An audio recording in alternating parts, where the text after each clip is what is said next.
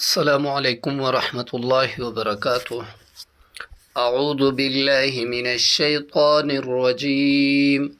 بسم الله الرحمن الرحيم. هم للكفر يومئذ أقرب منهم للإيمان